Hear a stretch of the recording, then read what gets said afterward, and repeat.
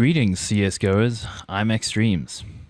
So, we casted our first ESEA games of the year yesterday being Sunday, what was it, the 12th of February.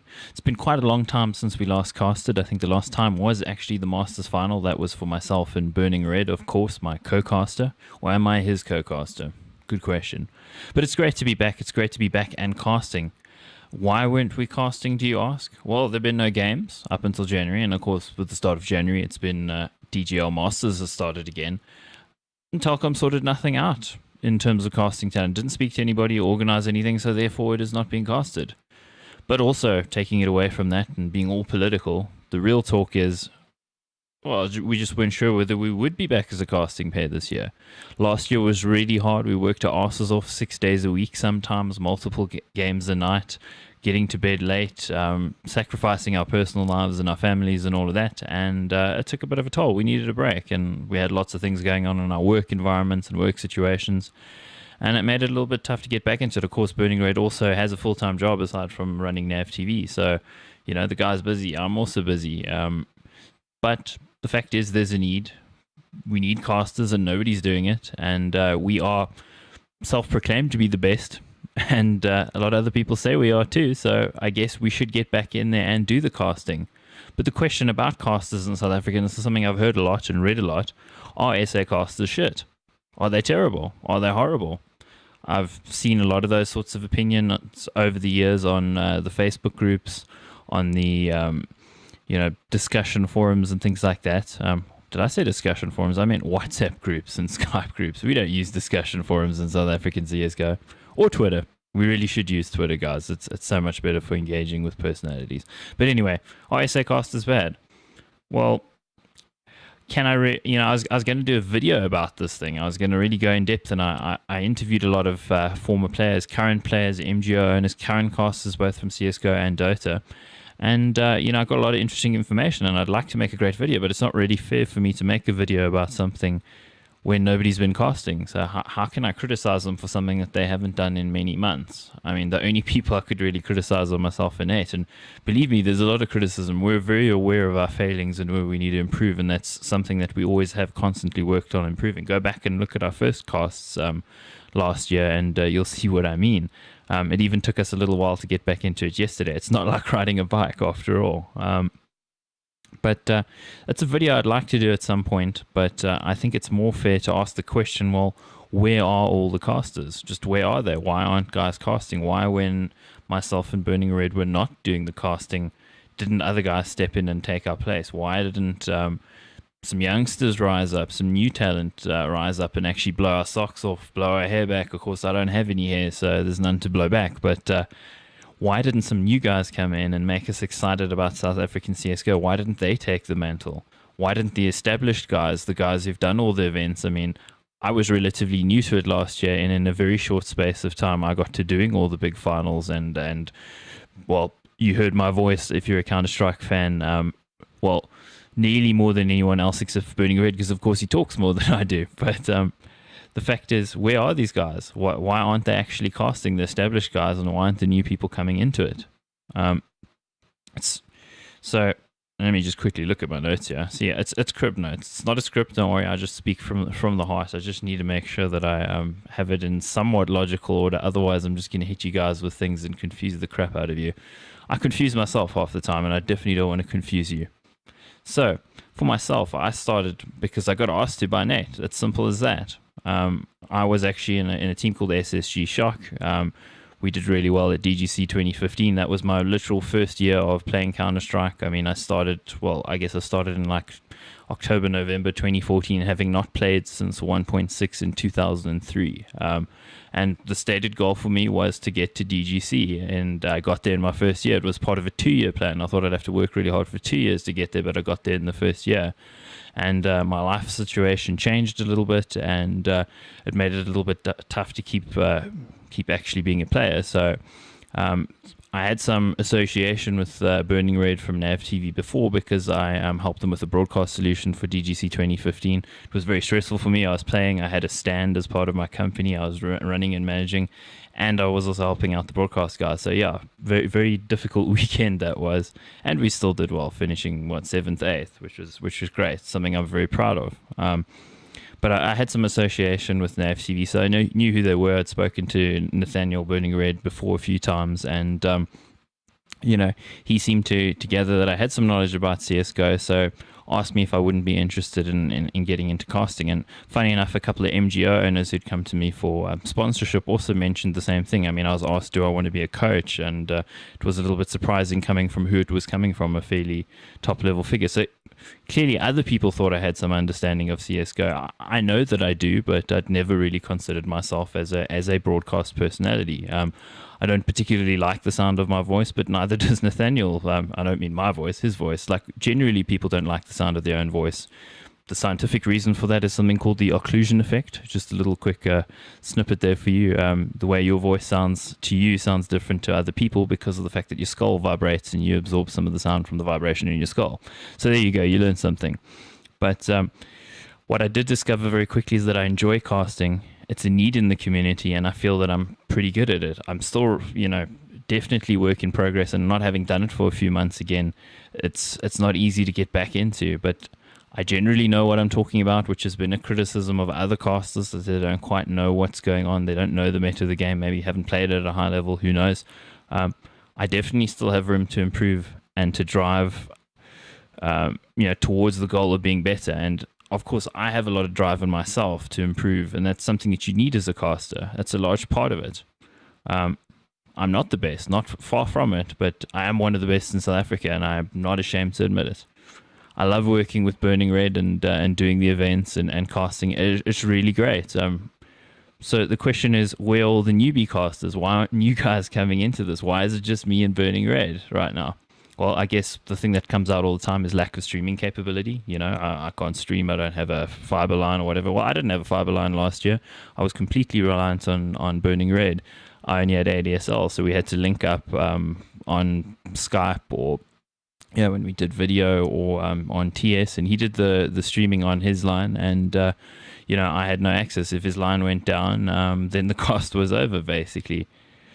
You can make a plan, speak to other people, make a plan. Fiber is better this year than it was last year.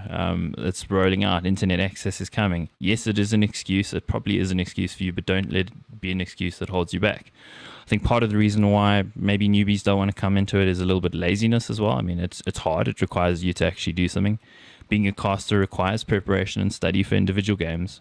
And you need to study to improve your craft. You need to go back and watch your VODs and listen to your voice, even though you don't like the sound of your own voice, to figure out where you're screwing up and how you can be better.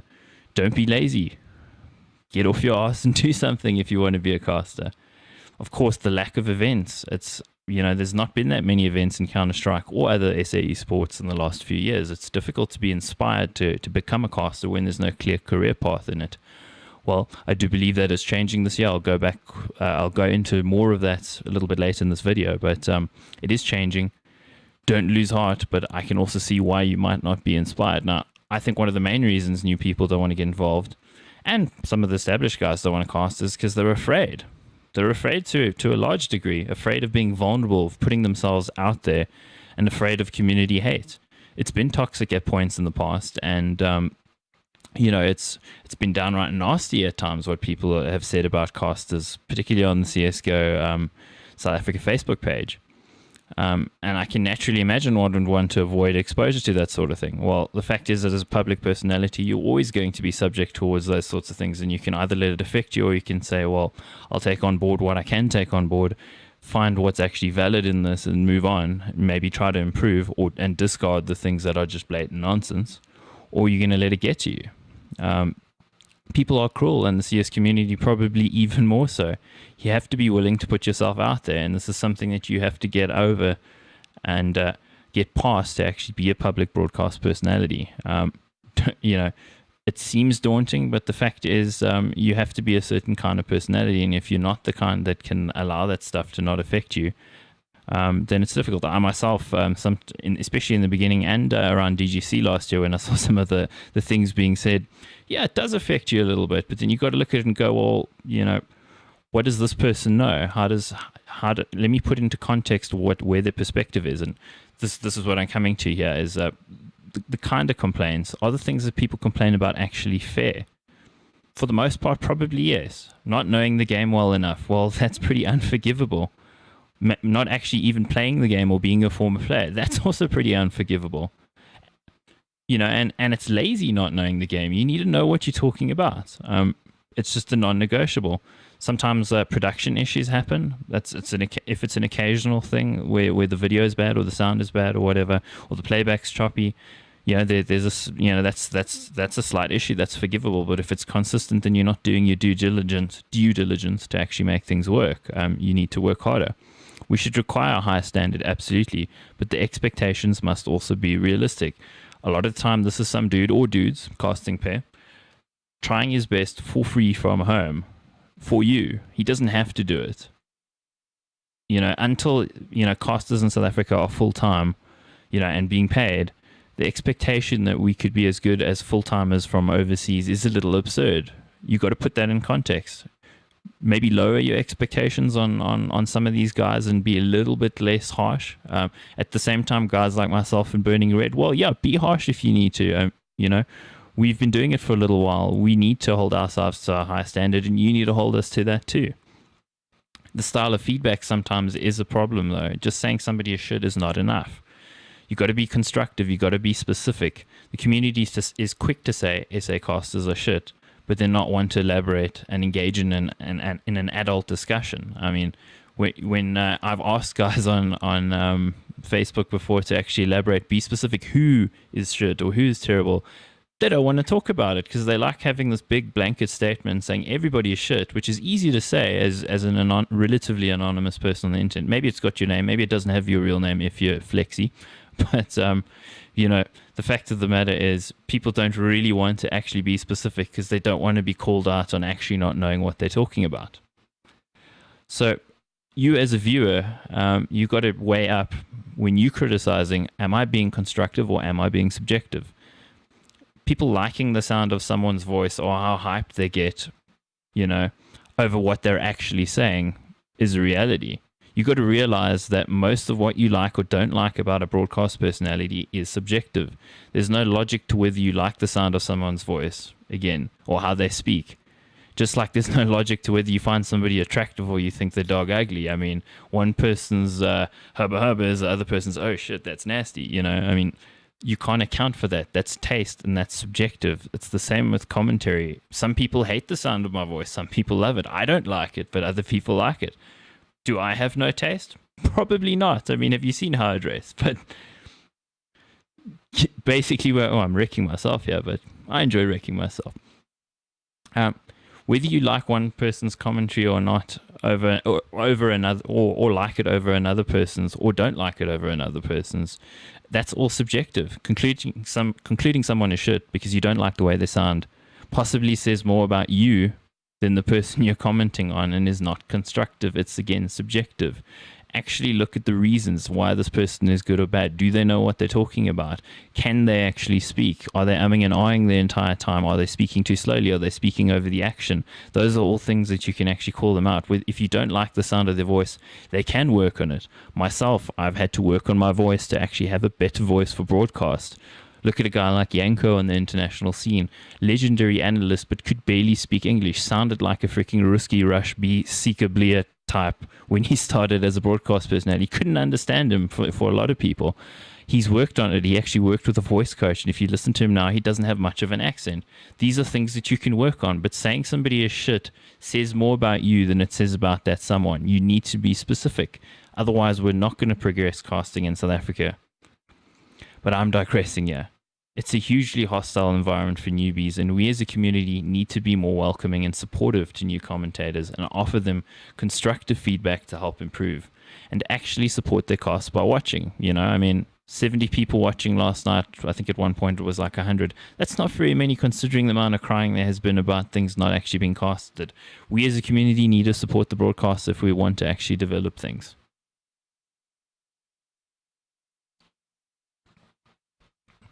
As for the established casters, well, they need to get off their asses and actually do something.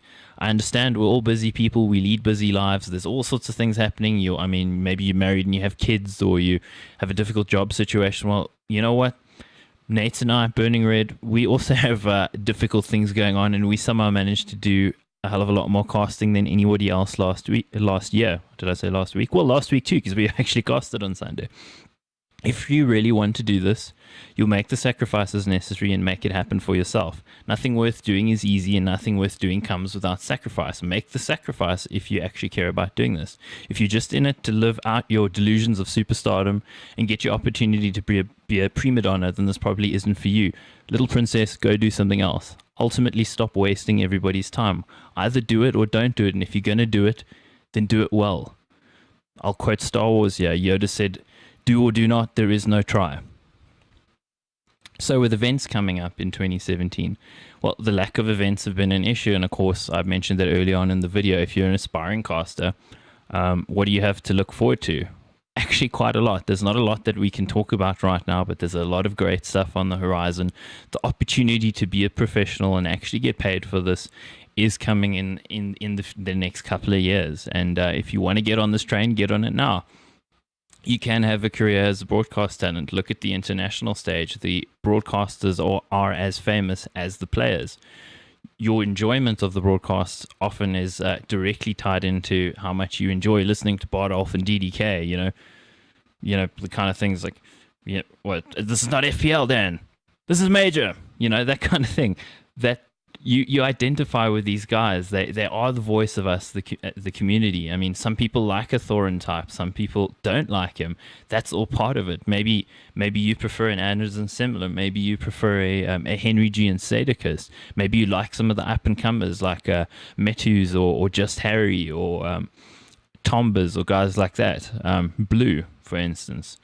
This is all part of it. Casters and personalities are a thing, and people in South Africa saying that they're not and trying to minimize what we do and say that we don't matter. Well, you're wrong. That's not how it is on the international scene. Don't try to make South Africa into something contrary to the international scene. We're following the international trends as South Africa always does, and we will get there. Of course, if you're an aspiring caster and you're thinking about will I ever get to do international events? Well, for myself, one of my very first casts was doing DreamHack Summer Tours, doing a couple of games. We did some Hellraisers games, and it was amazing casting to several thousand people. I mean, especially casting to Polish fans. I mean, they were watching, I can't remember what they were called at the time, but the current Kingwin lineup was one of the teams that we actually casted, and it's just amazing how appreciative people were of what we did, and we were actually not that good at it. But the fact is, the opportunity is there. ESEA is free to cast. The IPs show up. You can cast any ESEA game from around the world, really, if you want to. The opportunity is there. You just have to make it happen for yourself. A Dota 2 cast, the Prophecy, actually casted to 20,000 people in ESL1 Katowice qualifiers the other week. Or was it IEM Katowice? Sorry. He casted with this Indian guy, ESL Tea Time. I don't think the guy's particularly good, and Prophecy wasn't particularly good either because it was his first CS cast, but he casted to 20,000 people. And do you know why? Because he put himself out there and he made himself available, and he did it. You need to do the same if you want to get into this.